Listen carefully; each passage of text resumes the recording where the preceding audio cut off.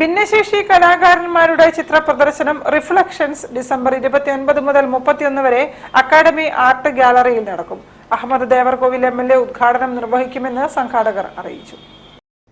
കലയുടെ ഭാഷയിലൂടെ തങ്ങളുടെ ജീവിത അനുഭവങ്ങളും സ്വപ്നങ്ങളും കാഴ്ചപ്പാടും സമൂഹത്തോട് സംവദിക്കുകയാണ് ഈ സംഘത്തിന്റെ മുഖ്യ ലക്ഷ്യം.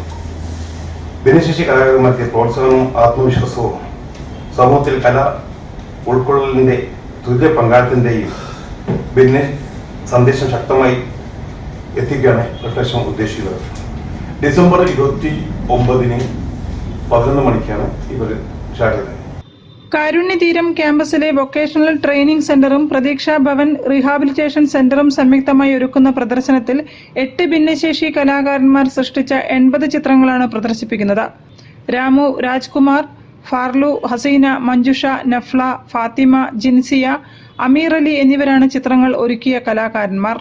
ഡിസംബർ 29 മുതൽ 31 വരെ എല്ലാ ദിവസവും രാവിലെ 11 മണി മുതൽ വൈകുന്നേരം 7 മണി വരെ പ്രദർശനമുണ്ടാകും.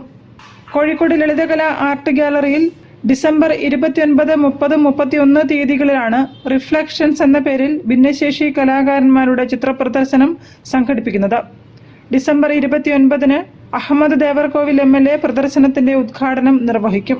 വാർത്താസമ്മേളനത്തിൽ സ്വാഗത സംഘം general convener Sanaf Palakkandi, treasurer CT Sakkeer Hussain, health care foundation vice president K Abdul Majeed എന്നിവർ പങ്കെടുത്തു. News bureau, Kozhikode.